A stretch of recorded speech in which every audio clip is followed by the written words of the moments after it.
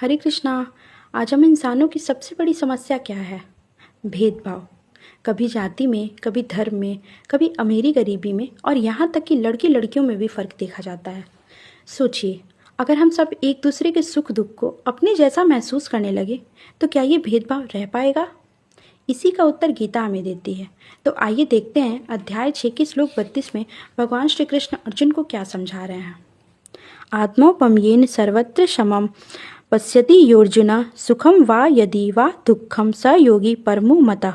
हे अर्जुन, वह पूर्ण योगी है जो अपनी तुलना से समस्त प्राणियों को उनके सुखों तथा दुखों में वास्तविक समानता का दर्शन कराता है। श्री कृष्ण यहाँ अर्जुन को समझा रहे हैं जब अर्जुन युद्ध भूमि में उलझे हैं और कृष्ण उन्हें बताते हैं कि योग सिर्फ ध्यान और आसन नहीं है, बल्कि जो योगी पूर्ण रूप से ध्यान धरने के लिए एकांत स्थान में चला जाता है वो उतना पुण्य नहीं होता जितना कि वह भक्त जो प्रत्येक व्यक्ति को कृष्ण भावना भावित बनाने का प्रयास करता है।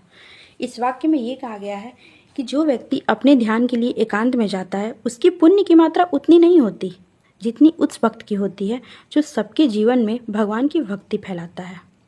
इसका मतलब ये है कि आत्मसंतुष्टि के लिए ध्यान करना भी अच्छा है, लेकिन दूसरों के जीवन में सकारात्मक प्रभाव डालना, सबके लिए प्रेम और भक्ति फैलाना उससे भी बड़ा पुण्य माना जाता है। और यहाँ भी लिखा है कि भगवत भक्त सदैव जीवों के कल्याण को देखता है और इसी तरह वह प्रत्येक प्राणी का सखा होता है। वह सर्वश्रेष्ठ योगी है क्योंकि वह स्वांतः सुखाय सिद्धि नहीं चाहता अपितु अन्यों के लिए भी चाहता है।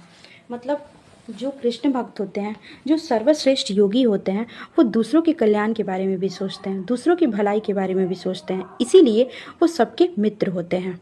वो अपनी सुख के बारे में नहीं सोचते हैं, मतलब वो ये सोचते हैं कि अगर मुझे सुख मिल रहा है तो दूसरों को भी मिले, अगर मैं दुख नहीं चाहता हूँ तो दूसरों को भी दुख ना मिले।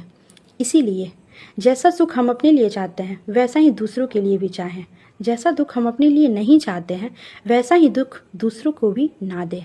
हर परिस्थिति में सबको अपने जैसा समझना ही योग का सर्वोच्च लक्षण है।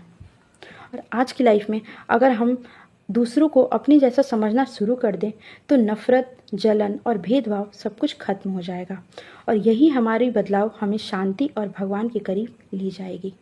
तो अगर अगली बार आप भी किसी को छोटा बड़ा समझने लगे तो गीता का ये संदेश याद रखिएगा। दूसरों का सुख दुख भी उतना ही असली है जितना आपका है। हरे कृष्णा।